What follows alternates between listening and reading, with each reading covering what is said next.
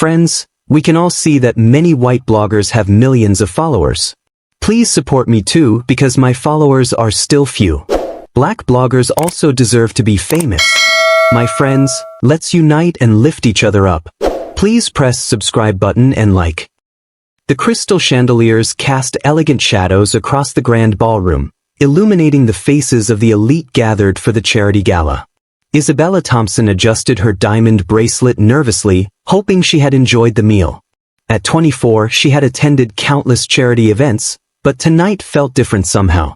The sapphire evening gown chosen by her mother represented everything expected of the Thompson family legacy: perfection, tradition, and social propriety.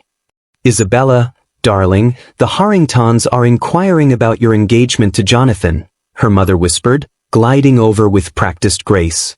You really must give them an answer soon. Before Isabella could respond, a commotion near the kitchen entrance caught her attention. A tall man in chef's whites was speaking animatedly with the event coordinator, his hands gesturing as he explained something urgent. Even from across the room, there was something magnetic about his presence, the way he carried himself with quiet confidence despite the obvious tension. "Excuse me," Isabella found herself saying, walking toward the disturbance before her mother could protest. "Ma'am, I'm so sorry," the man was saying to the flustered coordinator. "The backup generator for the kitchen failed, and we're going to be about 30 minutes behind schedule." His voice was warm and professional, but Isabella noticed the slight tension in his jaw. When he turned and their eyes met, she felt an unexpected flutter in her chest. His deep green eyes held intelligence and determination that seemed at odds with her assumptions about the staff. "Is there anything we can do to assist?" Isabella heard herself asking, stepping forward. He looked surprised that she had addressed him directly. "Thank you, but we'll manage. I just wanted to keep everyone informed." "And you are?" she asked, extending her hand with the same courtesy she'd show any guest. "David Carter, head chef," he replied, shaking her hand briefly.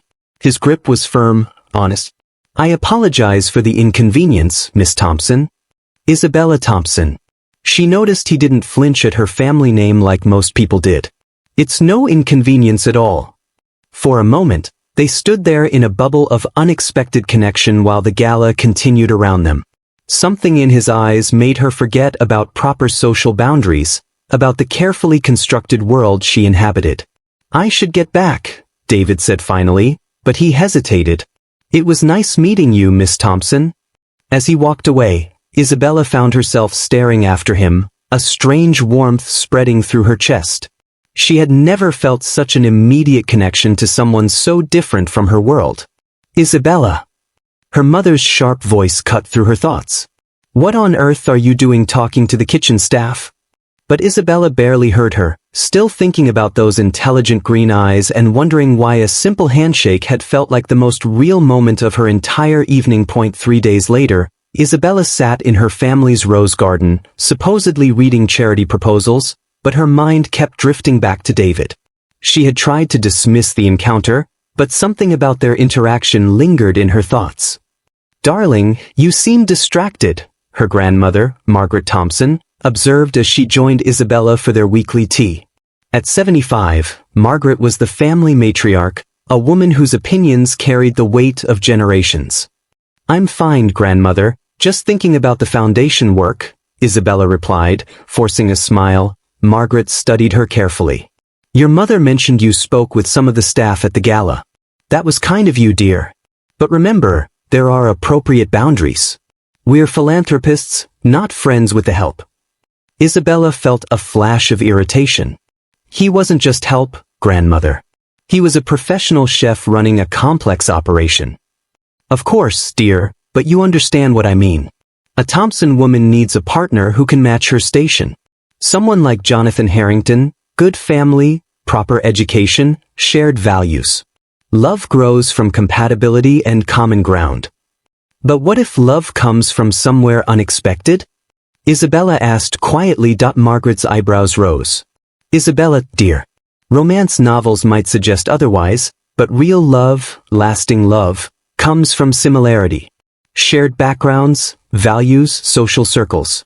When people are too different, those differences become sources of conflict. It's not prejudice, darling. It's practicality. Later that evening, Isabella's best friend, Emily, called, bubbling with excitement about her own engagement to a family friend. Isabella, you have to give Jonathan an answer soon. He's perfect for you. Handsome, wealthy, from one of the best families. What more could you want? I don't know, Isabella admitted. Connection, maybe genuine conversation. You'll have plenty of time to develop that after marriage. Besides, what else is there? You can't seriously be considering anyone outside our circle. Can you imagine the scandal? As Isabella hung up, she found herself wondering if everyone was right. Maybe she was being foolish, romanticizing a brief encounter with someone from a completely different world. Maybe real love was supposed to be safe, predictable, socially appropriate. But even as she tried to convince herself, she couldn't shake the memory of David's genuine smile and the way he had treated her like a person rather than a social obligation. A week later, Isabella volunteered at the Downtown Community Center's literacy program, something she had started doing despite her family's confusion. The center served a diverse neighborhood, and she found the work genuinely fulfilling, so different from the performative charity of her usual social circle. As she was leaving that Thursday evening, she heard familiar laughter coming from the center's kitchen. Through the service window, she saw David teaching a cooking class to a group of teenagers. He was patient and encouraging, showing a young girl how to properly dice vegetables while joking with the others. Miss Thompson, David looked up, clearly surprised to see her. What brings you to this part of town? I volunteer here Tuesdays and Thursdays. Reading program, she explained, suddenly self-conscious. I didn't know you taught here too. Every Thursday for the past 2 years. These kids deserve to know they can create something beautiful, even if they don't have much. His voice carried genuine passion. Want to see what we're making? Without thinking, Isabella found herself in the kitchen, watching David guide teenagers through preparing a simple but elegant pasta dish. His teaching style was warm and inclusive, treating each student with respect and individual attention.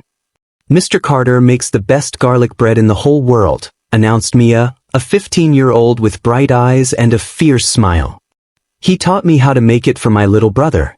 The secret, David said, winking at Isabella, is in the timing and never rushing the process. As the class ended and students began cleaning up, David walked Isabella to the parking area. The evening air was crisp, and the community center's lights cast a warm glow over the small garden. This is really wonderful what you're doing, Isabella said. Both the teaching and volunteering here. It's not charity for me, David replied honestly. This neighborhood raised me. My grandmother lived 3 blocks from here. These kids remind me that everyone deserves a chance to dream big. They stopped beside her car, and Isabella realized she didn't want the conversation to end. You didn't grow up with advantages then? Single mother, worked 2 jobs, but she made sure I knew education and hard work could take me anywhere I wanted to go. David's voice carried both pride and humility. Culinary school, then working my way up through some of the best kitchens in the city. Isabella found herself genuinely curious about his world, so different from her own privileged upbringing. It must have been challenging. Everything worthwhile is challenging, he said simply. But it also made me appreciate what I have now. As they said goodbye, Isabella felt that same unexpected connection from the gala, but deeper this time. Built on seeing David in his element, witnessing his character in action. Driving home to her family's estate, she couldn't stop thinking about the contrast between David's genuine engagement with those teenagers and the superficial conversations that filled her usual social events. The following Saturday, Isabella was leaving the farmers' market in the Arts District when fate intervened in the form of an unexpected downpour. She ducked under the awning of a small cafe, shaking raindrops from her coat when she heard a familiar voice. Miss Thompson, are you stalking me or is this just a very small city? She turned to find David grinning at her, holding 2 cups of coffee and looking completely unfazed by the sudden storm.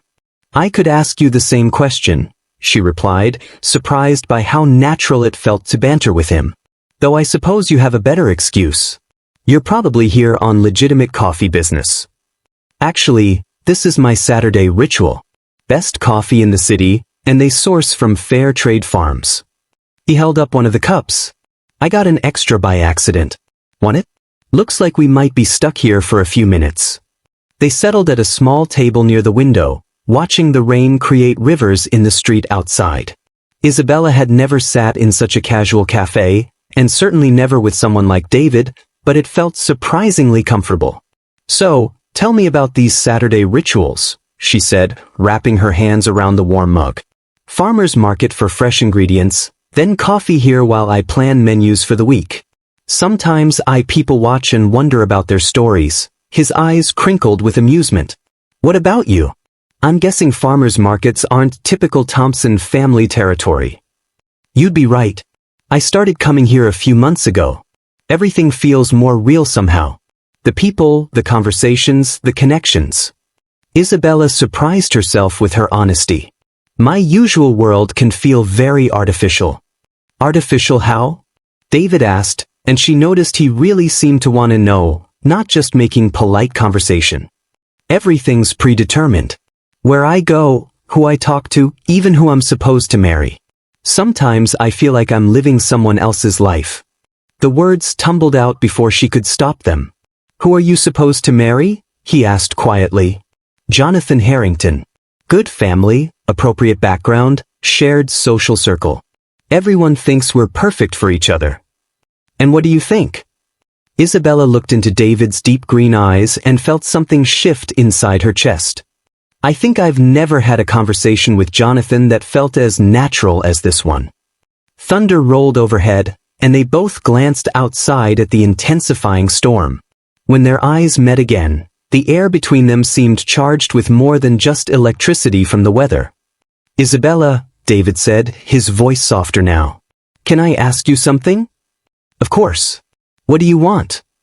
Not what your family wants, not what society expects. What do you actually want? No one had ever asked her that question so directly. As she looked at this man who seemed to see her as an individual rather than a social obligation, she realized she was beginning to understand the answer. I want to feel alive, she whispered. I want conversations that matter and connections that are real. The rain began to slow, but neither of them moved to leave. That night, Isabella lay awake staring at the ceiling of her childhood bedroom, replaying every moment of the afternoon with David. The way he had really listened when she spoke, how naturally they had talked, the moment when their hands had accidentally touched reaching for napkins. It had all felt so right, and that terrified her. She tried to rationalize it away. It was just novelty, she told herself. The excitement of talking to someone different. But deep down, she knew it was more than that. David made her feel like herself. Not the Thompson heiress, not Jonathan's future wife, just Isabella. Her phone buzzed with a text from Jonathan. Mother's organizing our engagement party for next month. Hope you're ready to make it official. XO. The message made her stomach clench. How could she marry Jonathan when just thinking about David made her heart race? Over the next few days, Isabella found herself distracted at charity meetings, picking at dinner with her family, and avoiding Jonathan's calls. Her mother noticed immediately. Darling, you seem troubled. Are you having second thoughts about Jonathan? Because every woman gets nervous before a big commitment. I'm fine, mother. Just busy with foundation work. But she wasn't fine. She was fighting feelings that made no sense according to everything she'd been taught about love and life. David was from a different world, a different background. Their connection defied every rule about appropriate relationships that had been drilled into her since childhood. Her dreams were filled with warm green eyes and the sound of genuine laughter. She found herself taking different routes through town, hoping for another chance encounter. She even considered going to the community center on a Tuesday just to see him before talking herself out of it. This is ridiculous, she said to her reflection on Wednesday morning. I barely know him. This is just infatuation. But even as she spoke the words, she knew they weren't true. In 2 brief conversations, David had seen more of her real self than Jonathan had in 2 years of courtship. Friday evening, at another charity function, Isabella stood in a corner watching couples dance while Jonathan socialized with potential business partners. She felt invisible, decorative, like a piece of her family's social furniture. "Why can't I stop thinking about you?" she whispered to herself, remembering David's smile. The next Thursday, Isabella arrived at the community center early, her heart pounding as she heard sounds from the kitchen. She found David alone, prep work spread across the counters, jazz music playing softly from a small speaker. "Isabella," he looked up, surprised but pleased. "You're early today?" "I was hoping. Could I help with something?" "I know you do all this preparation alone." David studied her face, seeming to recognize something vulnerable in her request. "Can you dice onions without crying?" "I've never tried, but I'm willing to learn." For the next hour, David taught her basic knife skills, his hands occasionally covering hers to correct her grip. Each touch sent electricity through her, and she could tell from his careful breathing that he felt it too. "You're a natural," he said as she finished her first perfectly diced onion. "Most people give up after the tears start." "I don't give up easily when something matters to me," she replied, then blushed at the implication. When the students began arriving, Isabella stayed to help serve, watching David interact with each teenager. She saw him slip an extra dinner portion to a girl whose clothes looked too big. Noticed how he patiently re-explained techniques without ever making anyone feel stupid. After class, as they cleaned together, Isabella found herself asking, "David, why did you become a chef?" "Food is love," he said simply. "My grandmother taught me that. When you cook for someone, you're saying I care about you. I want to nourish you." In my neighborhood, we didn't have much, but there was always a pot on someone's stove for whoever needed it. Isabella felt tears prick her eyes. "That's beautiful. What about you? Why do you volunteer here instead of just writing checks like most people in your position?" She was quiet for a moment, wiping down a counter. "Because here, I feel useful, not ornamental. These kids don't care about my last name or my trust fund. They just see someone who shows up and cares." "Is that rare in your world? People who show up and care." "Rarer than you might think. Most relationships in my circle are based on what you can provide socially or financially, not who you are as a person." David sat down his dish towel and turned to face her fully. "Isabella, can I tell you something?" "Yes. In my world, we judge people by their character, how they treat others when no one important is watching, how they handle adversity, whether they lift others up or tear them down." His voice was gentle but serious. "By those standards, you're one of the finest people I've ever met." The sincerity in his voice made her breath catch. No one had ever valued her for her character before. Only her appearance, her family connections, her social utility. "Thank you," she whispered. "That means more than you know." As they walked to the parking area together, Isabella realized she had never felt more seen, more valued for who she actually was. David didn't want anything from her except her authentic self. And for the first time in her life, that felt like enough. The next morning brought a harsh return to reality when Isabella's mother cornered her at breakfast with wedding magazines and a stern expression. "Isabella, Jonathan spoke with your father yesterday. The engagement party is set for 3 weeks from Saturday at the club. It's time to stop this silly procrastination and commit to your future." "Mother, I'm not sure I'm ready." "Ready?" Margaret sat down her coffee cup with a sharp clink. "Darling, you're 24 years old. Jonathan is perfect, handsome, wealthy, well-connected. What exactly are you waiting for?" That afternoon, Isabella's world collided when she ran into David at the grocery store.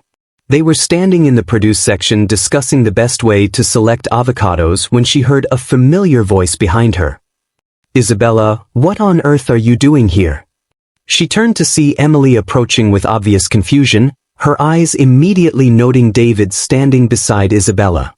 "Oh, hi Emily. I was just shopping."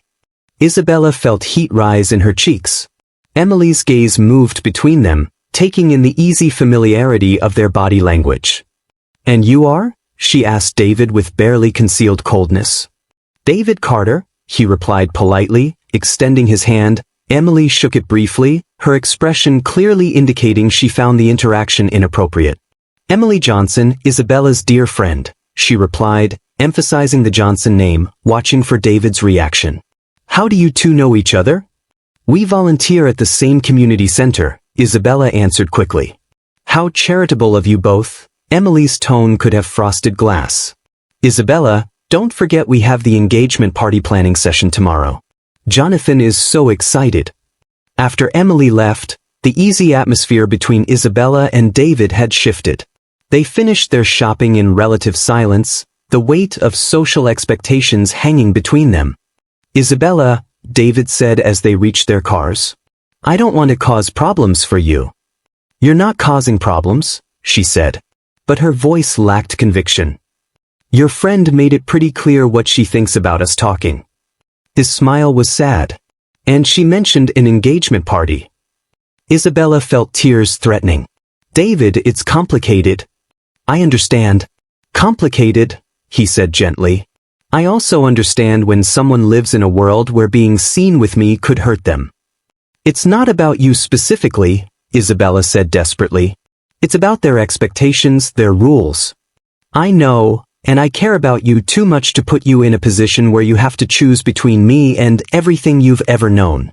That evening, Emily called immediately. Isabella, darling, what was that about? You were awfully friendly with that man. People might get the wrong idea. What wrong idea would that be, Emily? You know what I mean? You're practically engaged to Jonathan. You can't be seen being so familiar with, well, you understand. Later, Isabella's mother approached her with an expression of concern. Darling, Emily mentioned she saw you at the market today with someone inappropriate. I trust there's nothing to worry about. Mother, I was having a perfectly normal conversation with another volunteer. There's nothing inappropriate about basic human courtesy. Of course, dear, just remember that as Jonathan's future wife, every interaction reflects on both families. Perhaps it would be better to maintain more professional boundaries with the people you encounter through your charity work. That night, Isabella realized the walls of her privileged world were closing in, and she had to decide whether love was worth fighting for or if she should surrender to the path laid out for her since birth. Curious about what happens next to the characters? Don't miss part 2, make sure to subscribe and stay tuned.